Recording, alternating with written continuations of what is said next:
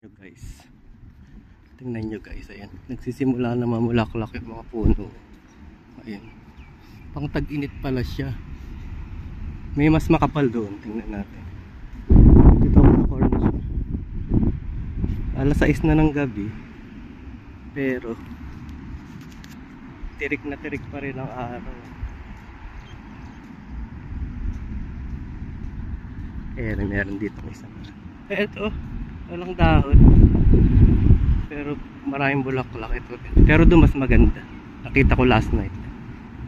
Guys, andito na yung pinakamayabong na puno dito. Siya yung unang nagsimula na ang yabong-yabong